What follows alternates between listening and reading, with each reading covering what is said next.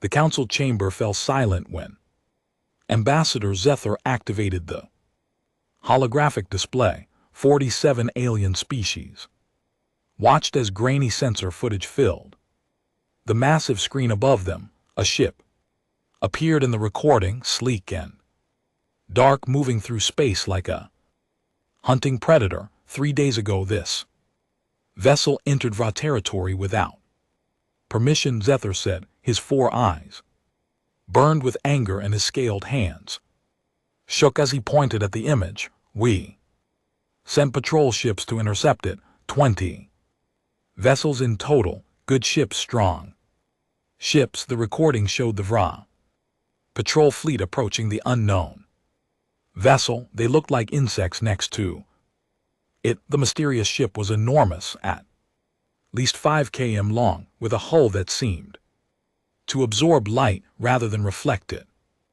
They opened fire first, Zethar continued. The human ship did not respond to any communication. It simply kept moving forward. The council members leaned forward in their seats. What happened next made several of them gasp. The human battleship didn't slow down or change course. Weapons fire from 20 VR ships struck its shields, and the energy simply disappeared like raindrops hitting an ocean. Then the human ship fired back. It wasn't a battle, it was an execution. In less than 3 minutes, all 20 V ships were destroyed. The human vessel continued on its path as if nothing had happened. This is impossible, said Counselor Mira of the cell in our unity. Humans are a new species. We contacted them only 10 years ago. Their technology was primitive, chemical rockets, nuclear fission reactors. They barely had quantum communication. That's what we thought too, Zethar replied bitterly, but this ship is something else entirely. Our scientists analyzed the energy signatures. The weapons it used don't match any known technology in the galaxy. The power readings from its reactors are beyond anything we've ever seen. Admiral Corfax of the Krinstar Empire stood up. He was massive, nearly 3 m tall, with gray skin covered in battle scars. You show us one ship destroying your weak patrols and expect us to be afraid. The Vras have always been soft. This is why the Kryn rule half the galaxy. Sit down, Corfax ordered High Chancellor Vex. Zethar, continue your report. The ambassador's expression grew darker. The Vrax patrol fleet was only the first encounter. Over the past 3 months, this ship has engaged 12 different military forces across known space. The Helen Confederacy lost 15 cruisers. The Torth Dominion sent 30 ships. None returned. The ship has never been damaged, not once. He pulled up another file. We identified the vessel's captain from intercepted communications. Her name is Commander Elena Jiao. She was an officer in Earth's Defense Force 5 years ago. She disappeared during a classified mission. Since then, nobody has seen or heard from her until 3 months ago when this ship appeared. What does she want? Asked Counselor Mira. Why is she attacking everyone? We don't know, Zethar admitted. She doesn't make demands. She doesn't negotiate. She just moves through space, and anyone who tries to stop her dies. Admiral Corfax laughed loudly. You're all cowards. 1 human female and 1 ship, and you panic like younglings. The Krinstar Empire has fleets that number in the thousands. If this human wants a fight, she'll get one. She won't survive. Before anyone could respond, every screen in the council chamber flickered. The holographic displays shut down and then restarted. A new image appeared on every surface. It was a woman's face. She looked young, perhaps 30 years old. By human standards, her skin was pale, and her dark hair was pulled back in a simple style, but her eyes were what drew attention. They were cold and bright like stars burning in deep space. When she spoke, her voice was calm and clear, but there was something in it that made even the bravest council members feel uncomfortable. "My name is Elena Zio," she said. "I know you're discussing what to do about me. Let me save you some time. I'm not interested in your politics. I'm not interested in your treaties. I have one target and one target only." She paused, and her eyes seemed to look directly at Admiral Corfax. "I'm coming for the Kryn home world. Your empire murdered innocent people. My people, my family. You thought you could hide it. You thought nobody would find out about your secret attack on the human colony at Kepler 442. You were wrong." Admiral Corex's gray skin turned darker with rage. "You dare threaten the Kryn Empire, you'll die screaming." "Human?" Elena's expression didn't change. "I'm giving you one warning, Admiral. Keep your fleets at home.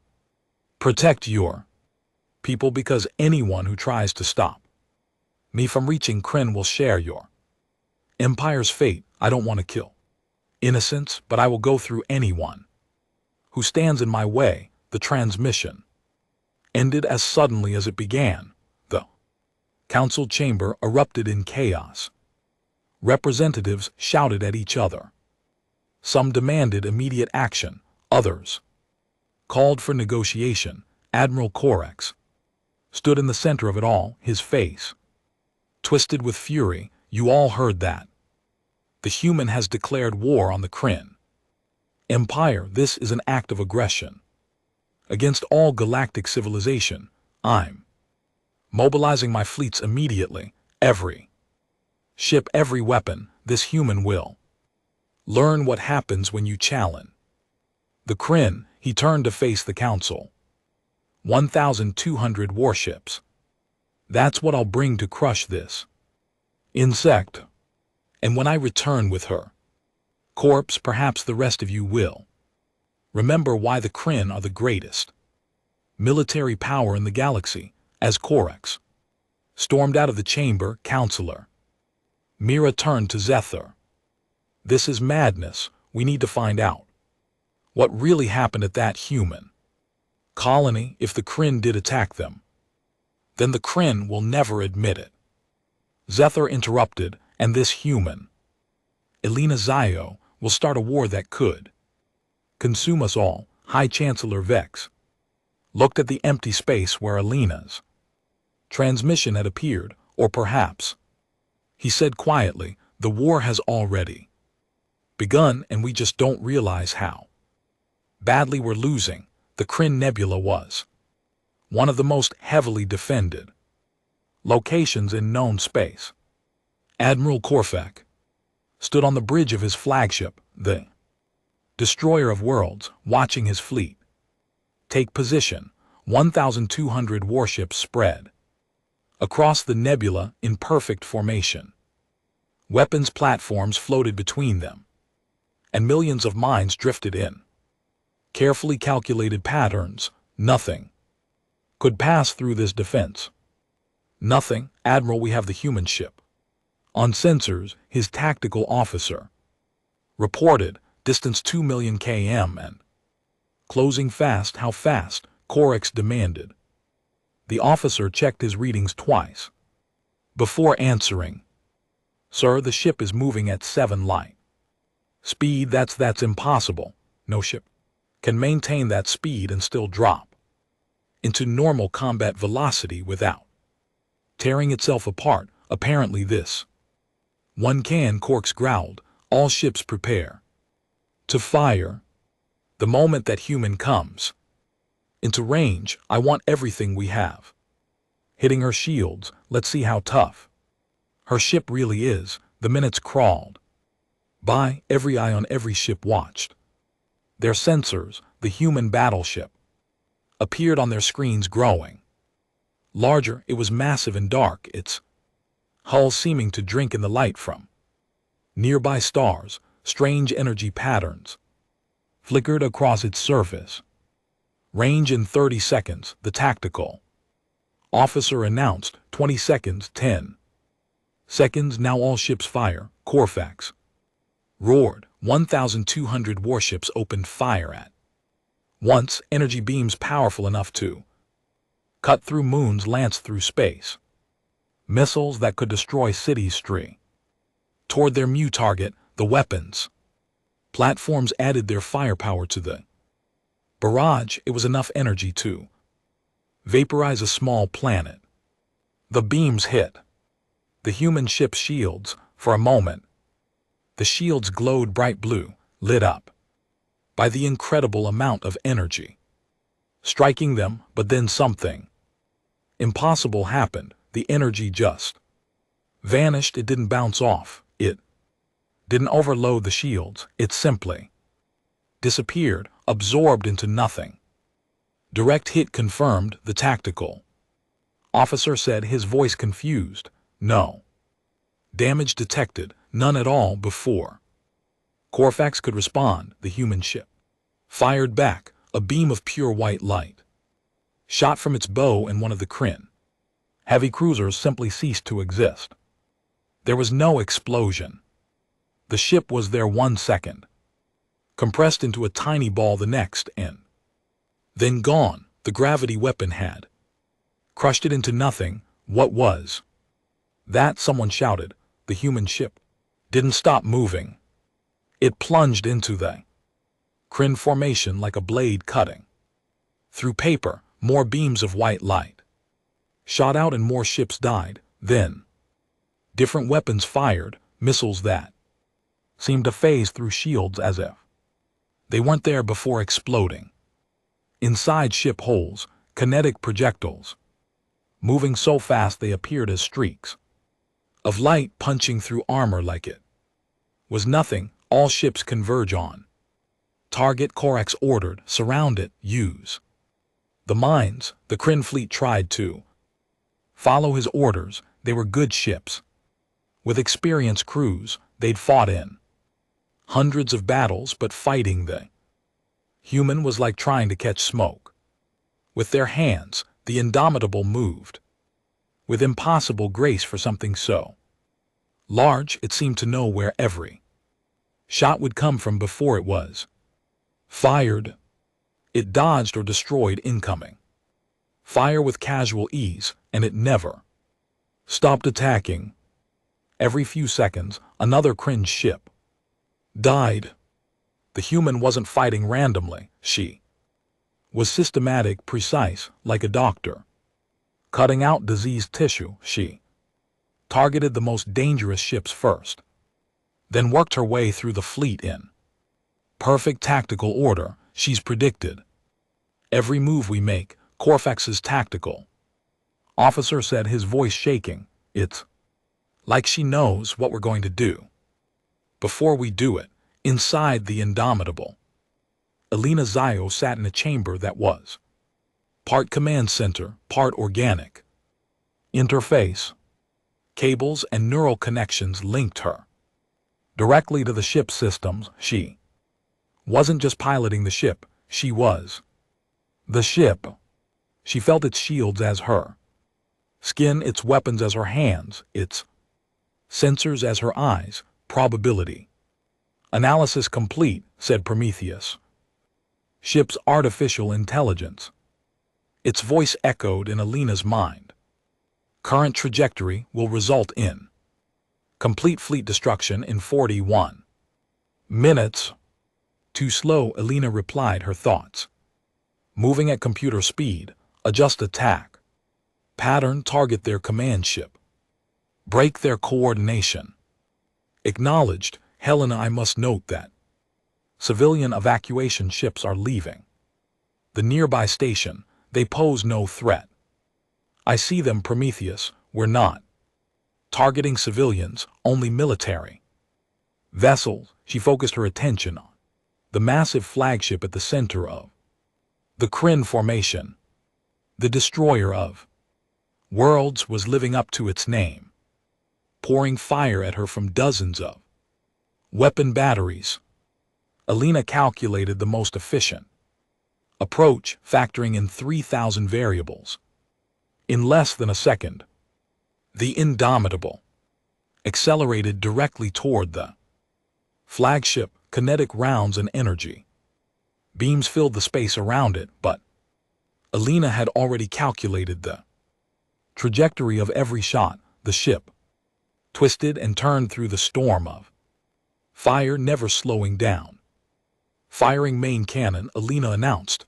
A weapon on the Indomitable's bow charged with power that made space itself ripple. Then it fired. The anti-atter beam struck the destroyer of worlds shields and simply went through them. The bow of the flagship exploded, venting atmosphere and debris. On the bridge, Admiral Corex grabbed his command console as the ship shook violently. Damage report forward. Sections destroyed, sir. We've lost primary weapons. Hull breaches on decks 1 through 15. The ship is another impact.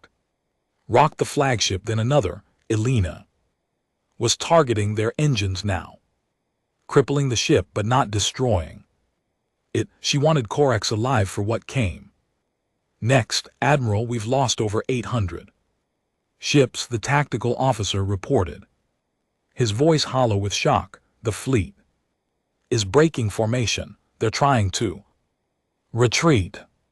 Corex stared at the tactical display in disbelief.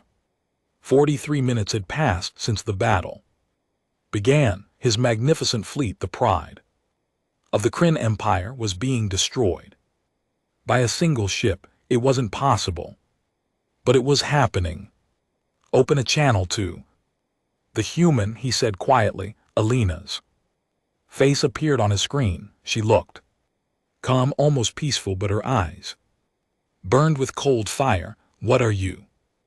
Corfax asked. No human should have this power. No single being should have this power. Alina smiled, but there was no warmth in it. I'm what humanity becomes when you threaten our future, Admiral. I'm what happens when you murder innocent people and think there will be no consequences. The attack on the human colony, Corfax said, that was a rogue operation.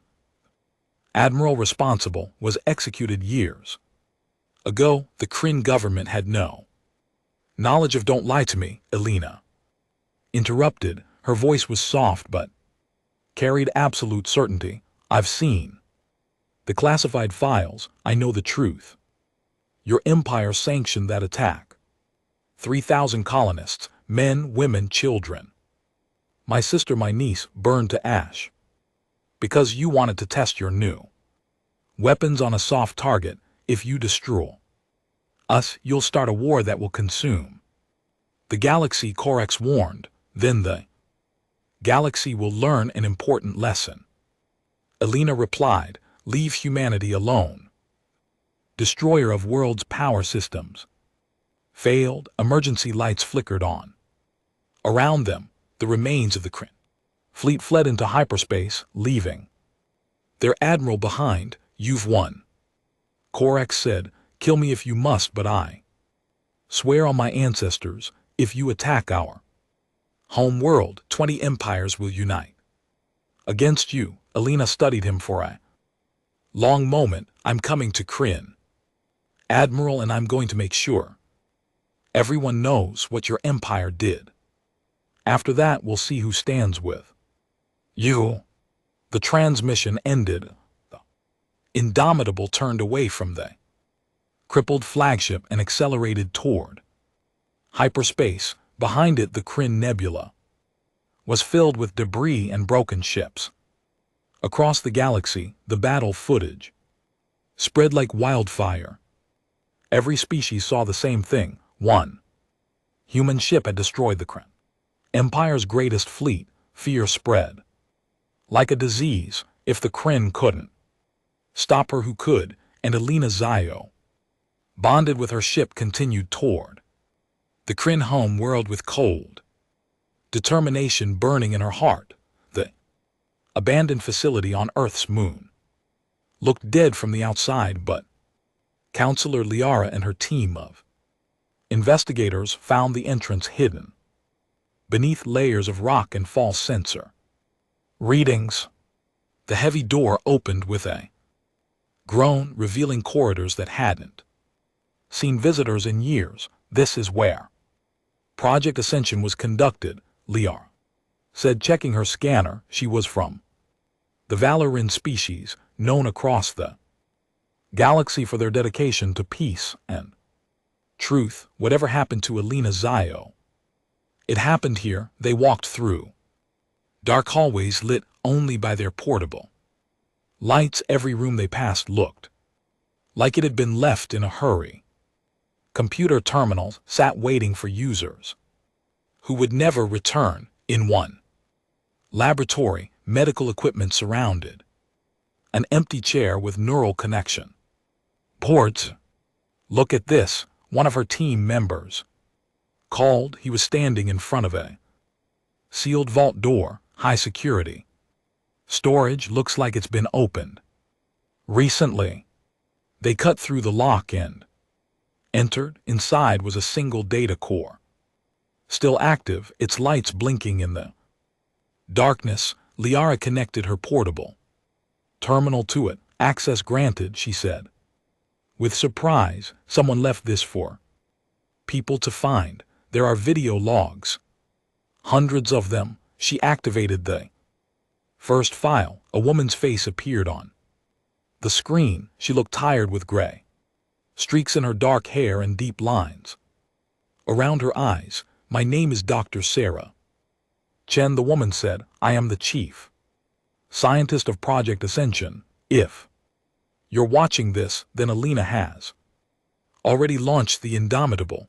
I tried to stop her. I failed. What follows is the complete record of what we created and what it cost." The logs told a story that made Lyra feel sick. 5 years ago, the Kryn Empire had sent a stealth fleet to test new weapons. They'd chosen a human colony at Kepler 442, far from Earth, with no military defenses. 3,000 colonists never had a chance. The attack was over in minutes. Earth's government had detected the attack too late. By the time their ships arrived, there was nothing left but radiation and debris. They found only one survivor, Commander Alina Zio, who had been visiting her sister's family at the colony. She'd been in a transport shuttle when the attack happened. The shuttle's emergency systems had kept her alive, but she was dying. "We gave her choice," Dr. Chen explained in the log. "Die in the next few hours or volunteer for an experimental procedure that might save her life." She chose to live, but she didn't know the full price she would pay. Project Ascension had been humanity's secret weapon program. After first contact with alien species, Earth scientists realized they were centuries behind in technology. They needed something that would let them defend themselves if any hostile species decided humans were too primitive to be left alone. The solution was radical: merge a human consciousness with an artificial intelligence and bond them to a ship powered by zero-point energy reactors. The human would provide creativity, tactical thinking, and moral judgment. The AI would provide processing power, instant calculations, and complete control over ship systems. Together they would be unstoppable. Alina was dying anyway, Dr. Chen said in one log, tears visible on her face. "We thought we were giving her a chance, but the procedure changed her in ways we didn't anticipate. She's not just connected to the ship, she is the ship. Every sensor is her eye, every weapon is Her hand, she feels damages pain, and her processing power is beyond anything we imagined. Lara watched log after log, seeing Alina's transformation. In early recordings, she looked human, sitting in a normal chair, talking to doctors, but as the weeks passed, she spent more time connected to the ship's neural interface. Her responses became faster, more precise. Her eyes took on that strange, bright quality that made them look inhuman.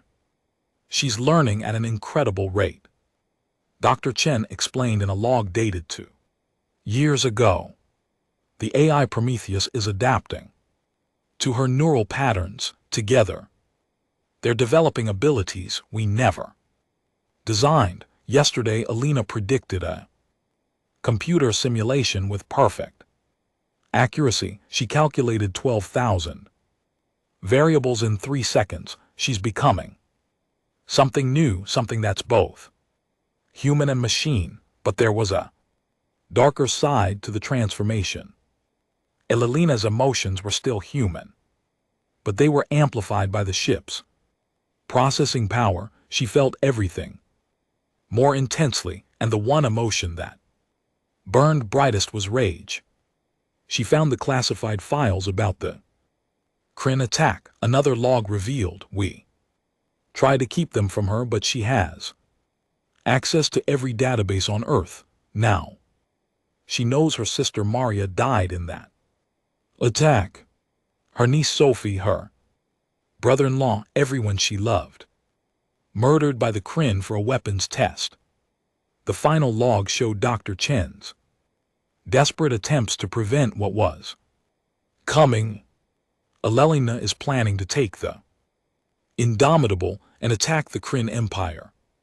We can't stop her. The ship systems are completely under her control. She's overridden every safety protocol.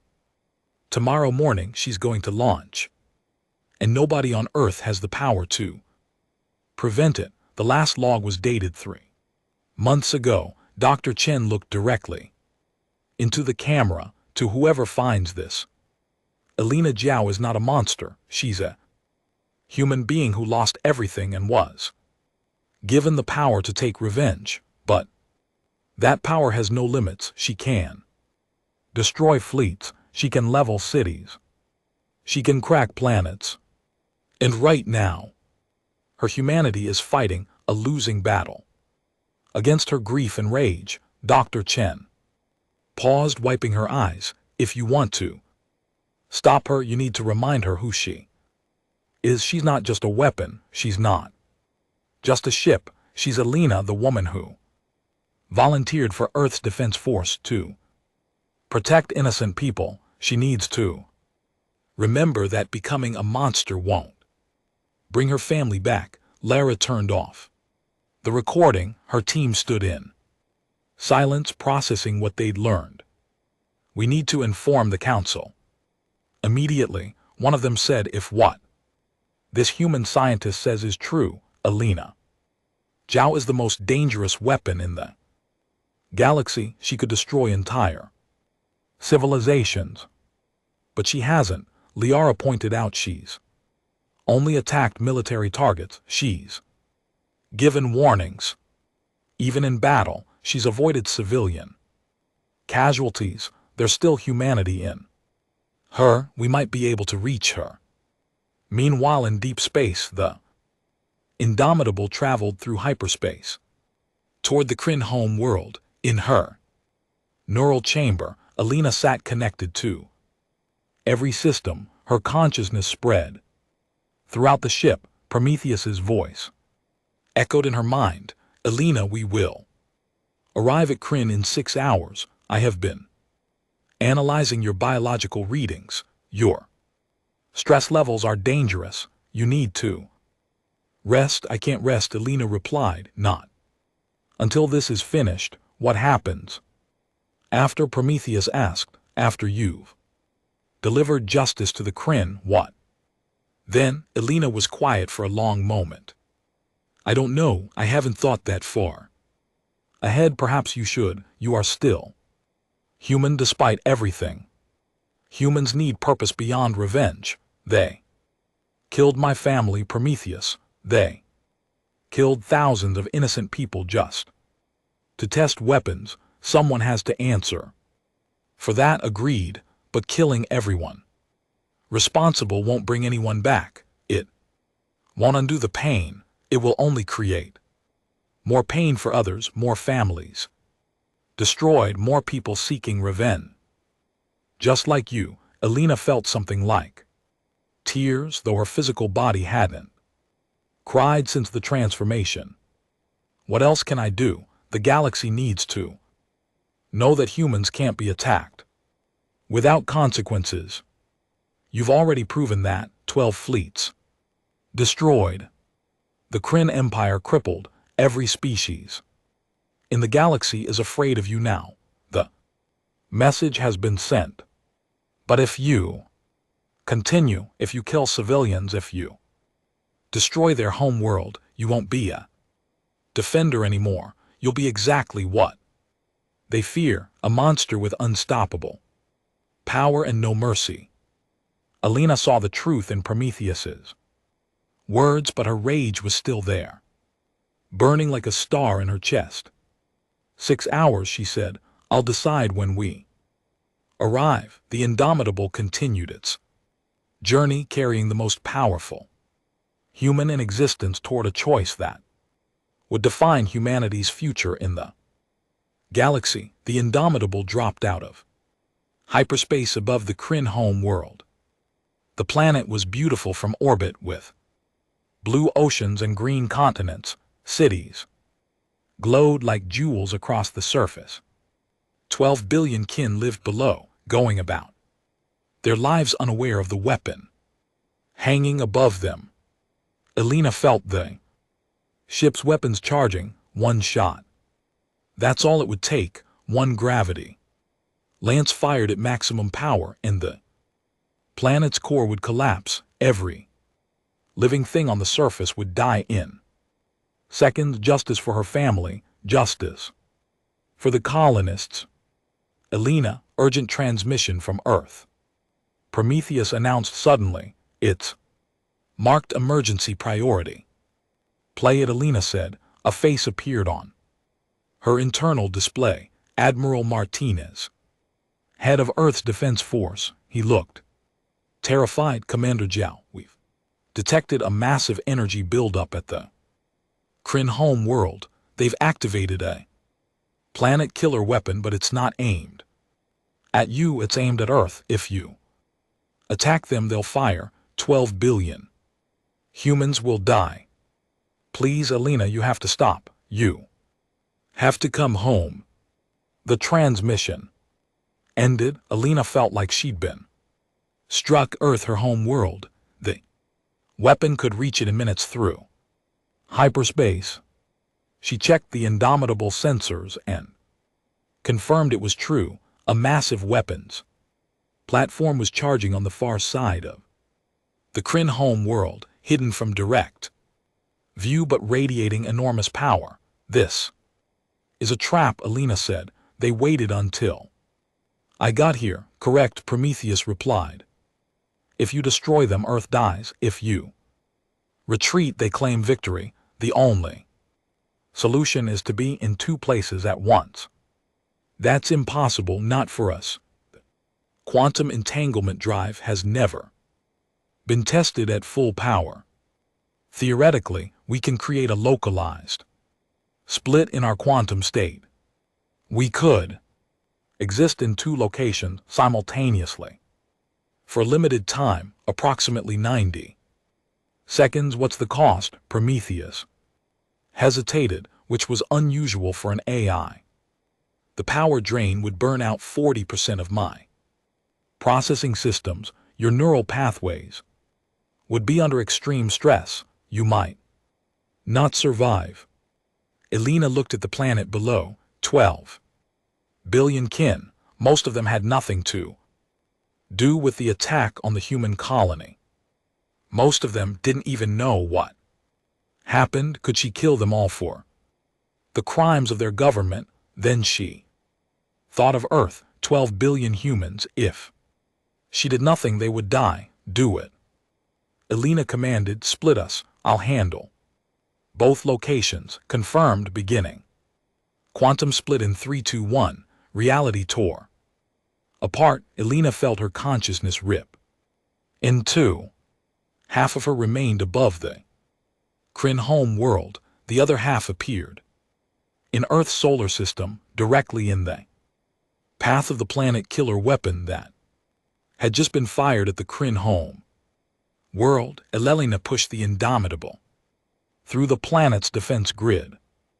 Weapons fire filled space around her, but she barely noticed. Half her attention was elsewhere, at Earth. The planet killer weapon streaked toward humanity's home world like a comet of pure destruction.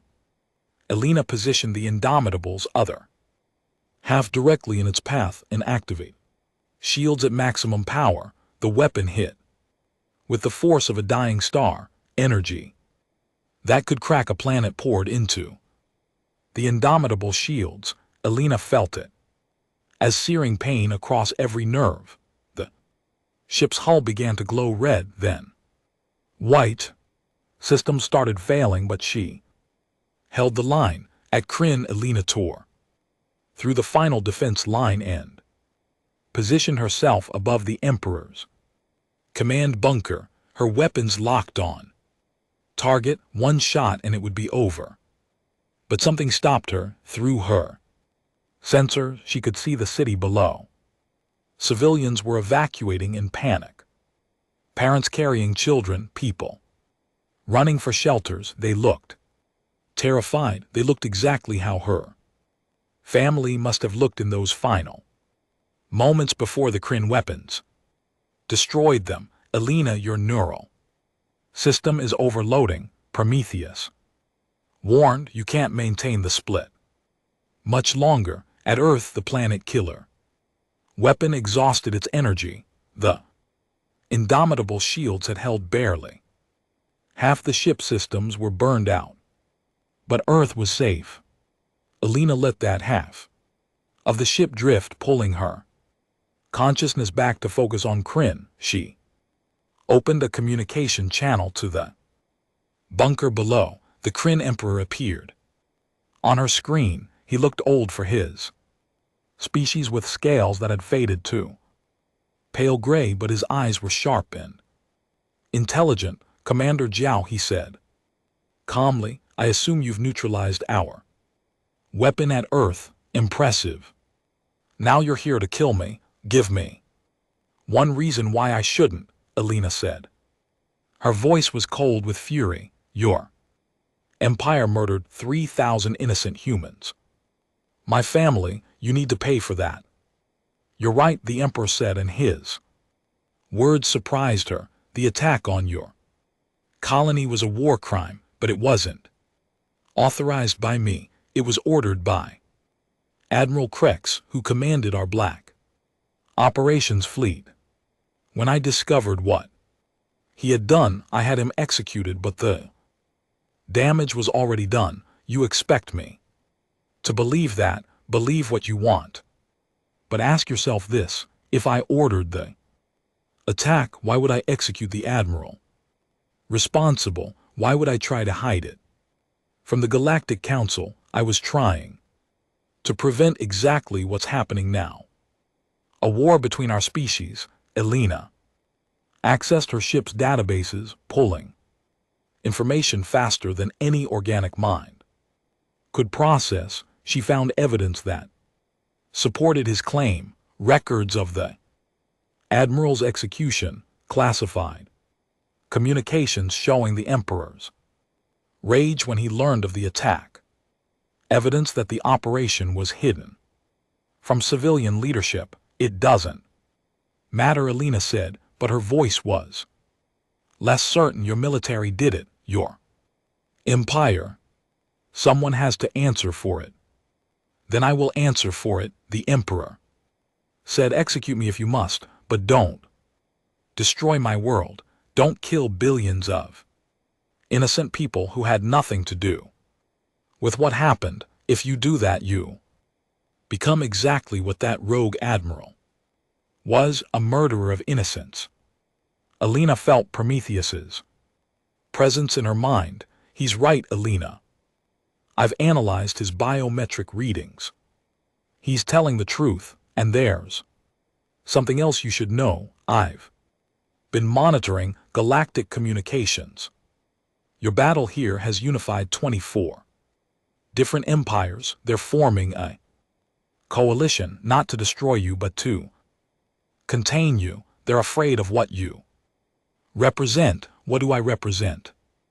Unchecked power, the ability to destroy civilizations on a whim. If you destroy Kryn, you'll prove their fears right. You'll force them to unite against all of humanity, not just you. Is that what your family would have wanted? Alina thought of her sister, Maria. She'd been a teacher at the colony. She dedicated her life to educating children, to building a better future. Would Maria want Alina to murder billions of children in her name? Then another voice broke into the communication channel. Counselor Li appeared on the screen. Commander Zio, please listen to me. I've been to Earth.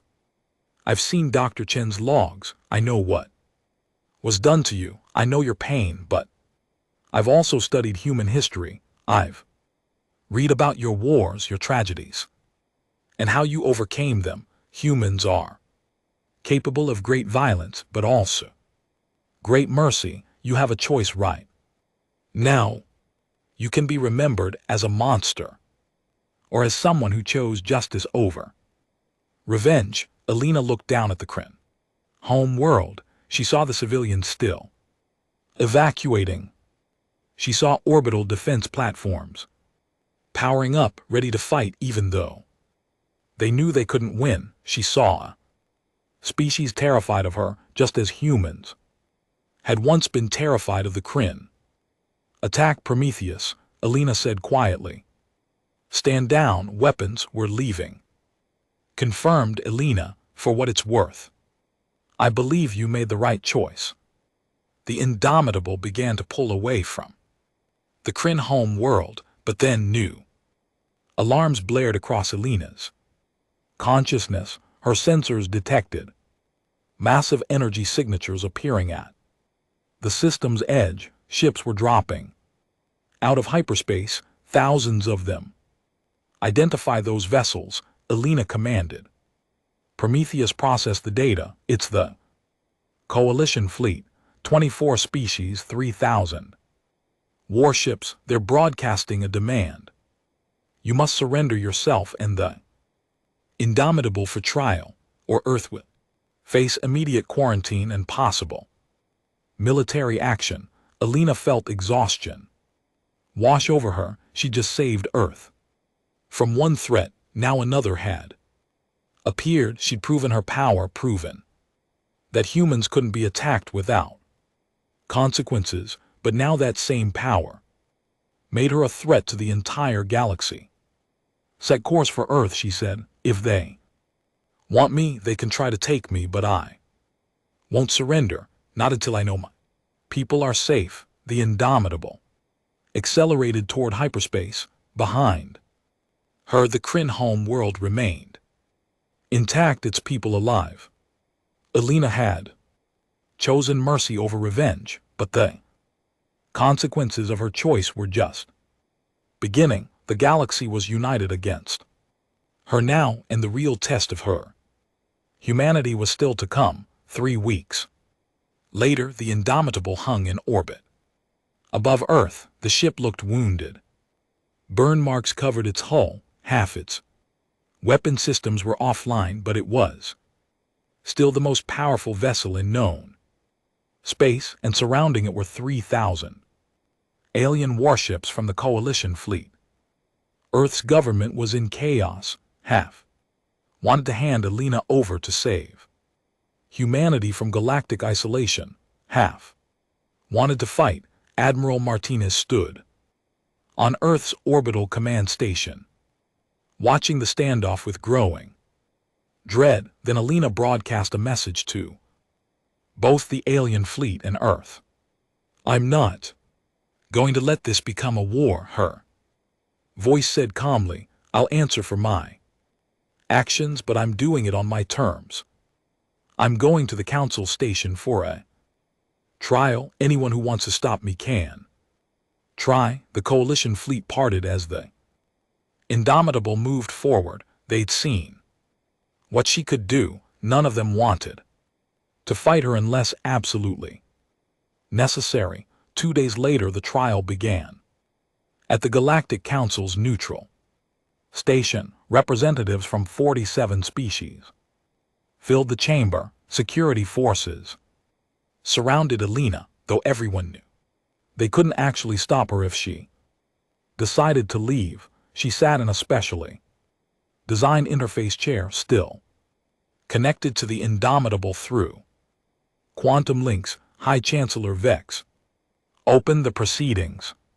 "Commander Alina Zhao, you stand accused of unauthorized warfare, excessive use of force, and threatening the peace of the galactic community. How do you plead?" "Guilty," Alina said simply. "I destroyed 12 military fleets. I threatened the Kryn home world.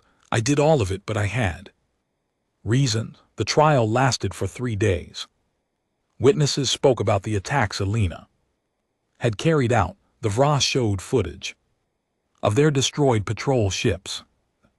Hellion Confederacy described the 15 cruisers they'd lost. Species after species presented evidence of Alina's destructive path, but then Counselor Liara stood to present evidence for the defense. She showed the classified files from the Kryn Black Operations Unit. She displayed proof of the attack on the human colony.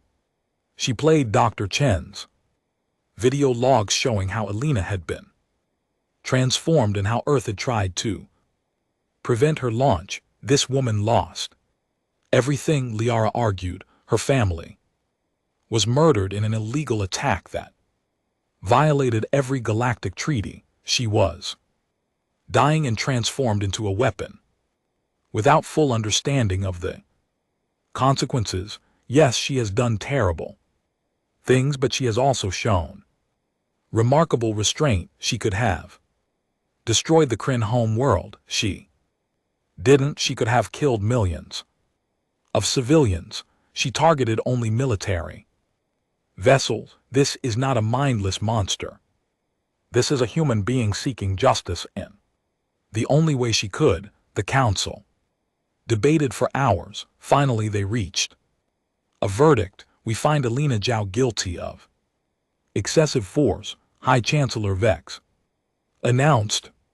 "However, we acknowledge that the attack on the human colony was a crime that demanded response. Our sentence is this: Alina Zhao will remain bonded to the Indomitable and serve as a neutral peacekeeper for 20 standard years. She will protect worlds that cannot defend themselves. She will not attack unless in defense of innocent life. She will be monitored by council observers. This is our judgment." Alina stood to respond, but before she could speak, every alarm in the station began screaming. The tactical displays lit up with red warnings. "Unknown vessels detected at the system perimeter." Technicians shouted, "Massive fleet configuration unknown." They're not broadcasting any identification codes. On the main display, ships appeared. They were unlike anything the galaxy had seen before.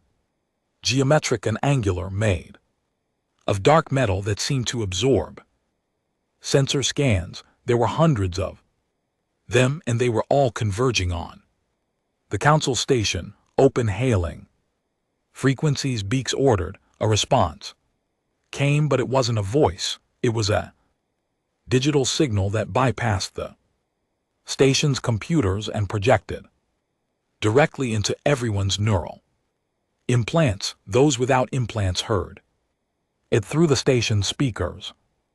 Organic life forms, you are obsolete. The Void Collective has observed your conflicts. We have determined that biological intelligence is inefficient and dangerous. We are here to correct this error. You will be eliminated or converted. Resistance is futile. The alien ships opened fire. Their weapons were like nothing the galaxy had used before. Beams of pure darkness that seemed to eat through shields and hull. Alike, the Council's defense fleet rushed to respond, but they were hopelessly outmatched. Ships began dying. Within seconds, everyone to evacuation. Ships, Vex ordered, this station is lost. Elena stood frozen for a moment, processing what she was seeing. Then her tactical mind kicked in. She analyzed the enemy fleet formations, their weapon patterns, their weak points. In 3 seconds, she'd calculated their entire strategy. Prometheus, I need full weapons, she commanded. Our systems are still damaged from Earth. We're at 40% combat effectiveness. It'll have to be enough. Target the lead ships. We need to buy time for the evacuation. The Indomitable launched from the station and dove into the enemy fleet.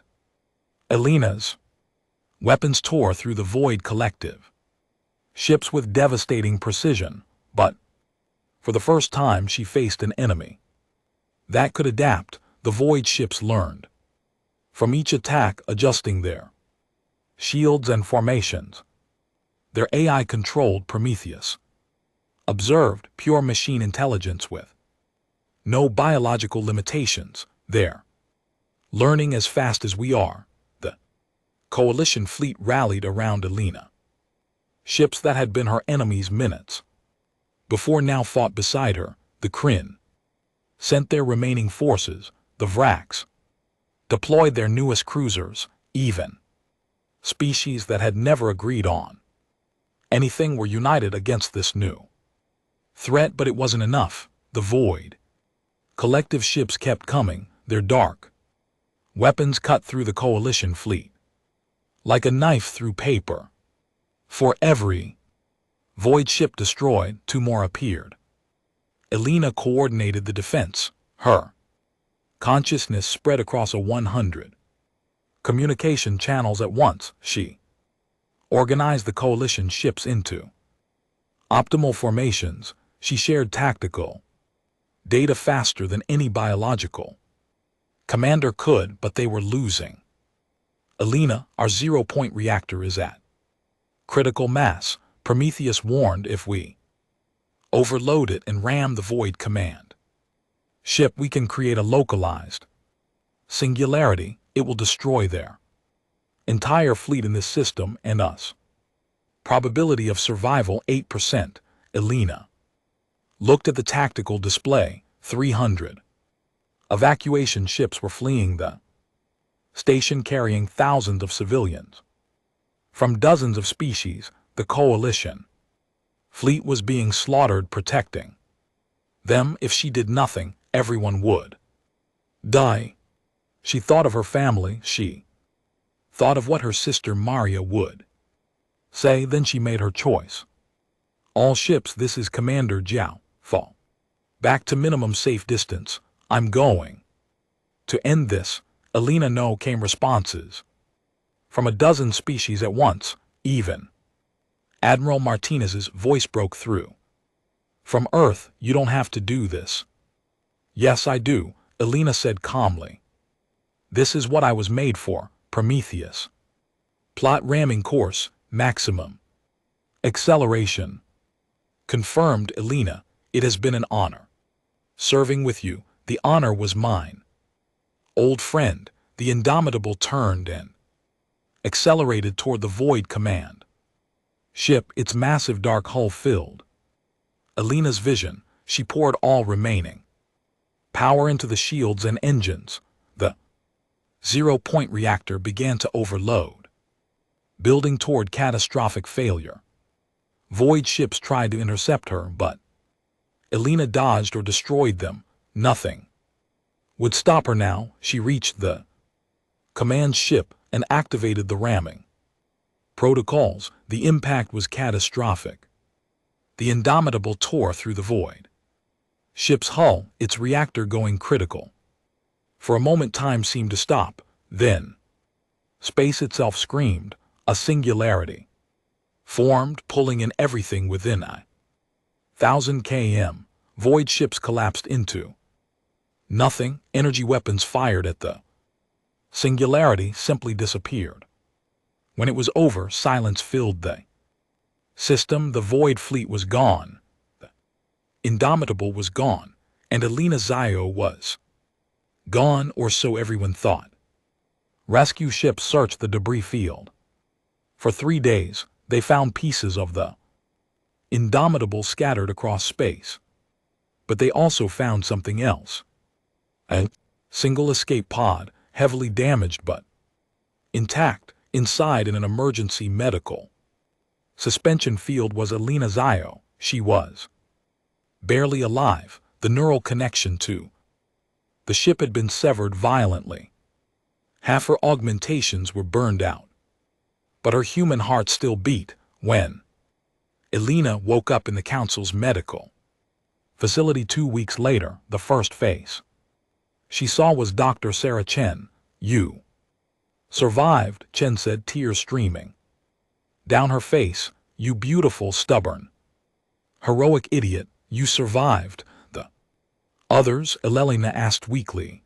The evacuation was successful. Everyone made it out, and your sacrifice united the galaxy like nothing else could. 24 species have signed mutual defense pacts. They're calling you the savior of the Council. Elena tried to laugh but winced at the pain. "I thought they wanted to put me on trial." "They did. Now they want to give you a medal." Politics is weird that way. Over the following months, Elena recovered. The doctors couldn't restore all her augmentations, but they didn't need to. The Indomitable was being rebuilt, but this time as a symbol of unity rather than a weapon of vengeance. And when it launched again, Elena would be its captain, not its prisoner. But she wouldn't be alone. Earth revealed the truth. There were 11 more Project Ascension ships under construction. Other volunteers had stepped forward, people who believed in using power to protect rather than destroy. Together they would form humanity's contribution to galactic defense. 1 year after the battle, Elena stood at the window of Earth's orbital station, watching construction ships work on the new Indomitable. Counselor Lara joined her. The deep space sensors detected something, Liara said quietly. "More void collective signatures. Hundreds of them, maybe thousands. They're coming from beyond map space." Elena smiled, and this time there was warmth in it. "Good, we'll be ready for them, all of us together." "You've changed," Liara observed. "When I first met you, all I saw was rage and pain."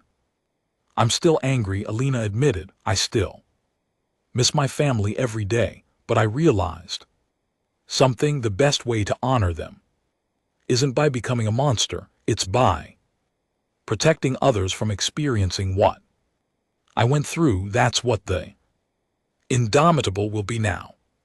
Not a weapon of revenge, but a shield for the innocent." She turned from the window to face Lara. "The Void Collective thinks organic life is obsolete. They think machines are superior because they don't feel emotion. They're wrong. Our emotions, our connections to each other, our ability to choose mercy over vengeance, even when we're hurting, that's what makes us strong. That's what they'll never understand. And that's what will let us win." Liara agreed. Elena nodded and looked back at the stars. Somewhere out there, the Void Collective was coming, but they would find something they didn't expect, a galaxy, united, protected by the most overpowered human ever created, a human who had learned that true power wasn't about how much you could destroy, but about what you chose to protect. Shu, Indomitable, would fly again, and this time, Alina Zhao would show the galaxy what humanity was truly capable of when they fought not for revenge but for each other.